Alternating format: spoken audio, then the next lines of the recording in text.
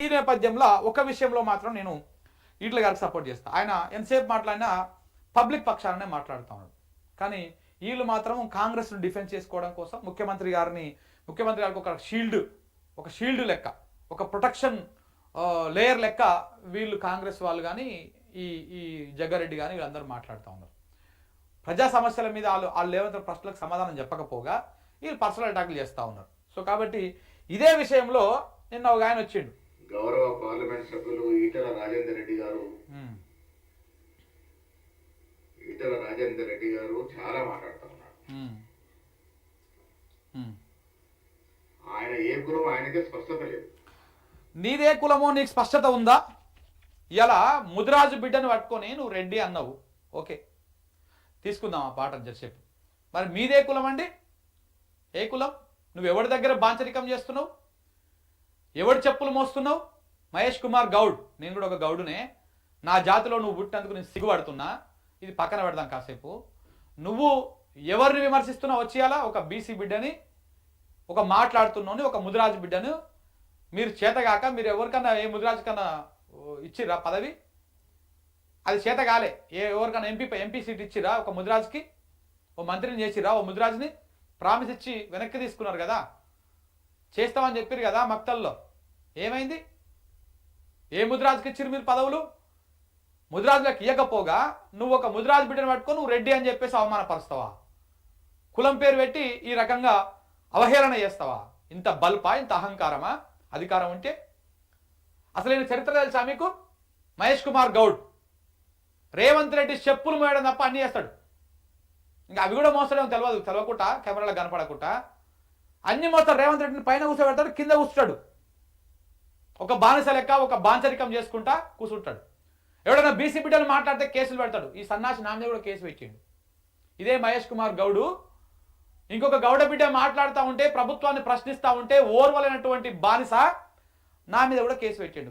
Begum Bazar case పిఎస్లా. నువ్వు చేసేది బాంచరికం, నువ్వు చేసేది ఇంకొక రెడ్డికి ఊడిగం చేస్తా ఉన్నావు. నువ్వు గుర్తుపెట్టుకో. ఇలా ఆయనను పట్టుకొని నువ్వు రెడ్డి అనేటువంటి హక్కు నీకు లేదు, ఆ అర్హత కూడా లేదు నీకు.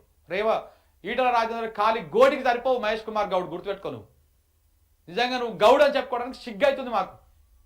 నీకంటే 100 వాళ్ళు నయం మధుయాష్కి గౌడ్, నీకంటే 100 ఏట్లు నయం పొన్నం ప్రభాకర్ గౌడ్, నీకంటే ఇంకా 100 ఏట్లు నయం మిగతా గౌడ రాజకీయ నాయకులు.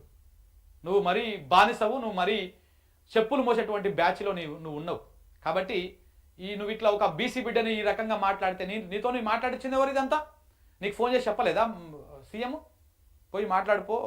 మిగతా జగ్గారెడ్డి మాట్లాడితే రెడ్డి అవుతున్నాడు, ఆయన ముదిరాజు అయిపోయాడు, నువ్వే పోయి మాట్లాడిపో, కించపరిచినట్టు మాట్లాడిపో అనగానే నీ బాస్ చెప్పంగానే తోక ఊపుకుంటా వచ్చి ఇంకొక బీసీ నాయకుడి మీద ఆరోపణలు చేస్తాం. సిగ్గు అనిపిస్తలేదు? రాజకీయాల కోసం మన జాతి మీద మనం ఆరోపణలు చేసుకుంటుంటే బాధ అనిపిస్తలేదు? మహేష్ కుమార్ గౌడ్ ఆత్మవిమర్శ చేసుకునేవాడనా ఇంటికి పోతప్పుడు? అరే నేను నా జాతినే తిడతా ఉన్నా కదా, అరే రెడ్డోడు చెప్తానో లేకపోతే ఇంకో అగ్రవర్ణాడు చెప్తానో మనం వింటా ఉన్నాం కదా, ఆ బాధ అనిపిస్తలేదా? ఎన్నడూ అనిపించలేదా నీకు? ఒక బీసీ బిడ్డల మీద కేసులు పెడతావు, బీసీ నాయకులు మాట్లాడుతుంటే వాళ్ళ కులాలను అడ్డగాడతావు. సిగ్గుతో తలదించుకో.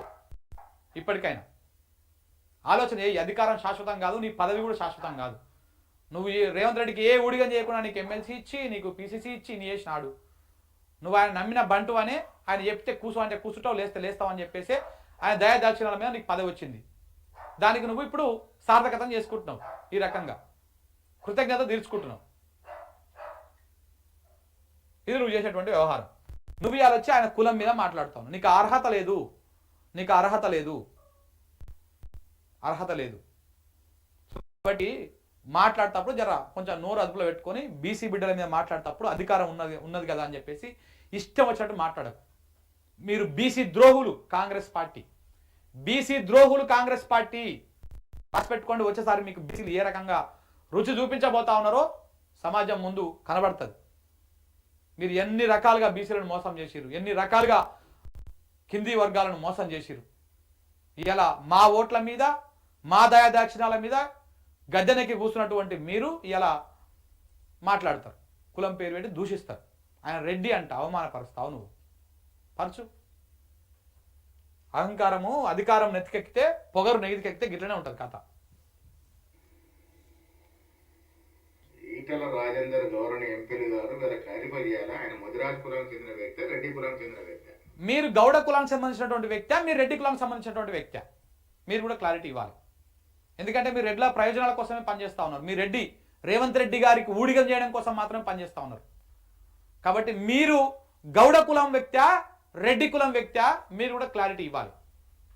మళ్ళీ దీన్ని కూడా కేసు పెడతారా? పోయి పెట్టుకోపోవచ్చు, పీకేదే ఉంది. కానీ ఇక ఇంతకంటే ఎక్కువ పెట్టేదే ఉంది, మీరు పీకే కట్ట కట్టేదే ఉంది, ఇక ఇంతకంటే బదనాం చేసేదే ఉంది. కాంగ్రెస్ సన్నాసులు ఎంటిక కూడా భయపడను చెప్తున్నా కదా. ఇంకా మీరు ఎన్ని చేసినా ఇంతకంటే ఎక్కువ ఏం చేయలేరు రా. మీరు తెచ్చుకొని ఇంకా ఏమైనా చేసినా కానీ ఇంకేం చేయలేదు. ఇలాంటి బానిసలను పట్టుకొచ్చి బీసీల మీద దాడి చేపిస్తా ఉన్నాడు రేవంత్ రెడ్డి. చేపిరు బిడ్డ, కాలం ఎప్పుడు ఒకటే రకంగా ఉండదు, మీకే అనుకూలంగా ఉండదు ఎప్పుడు.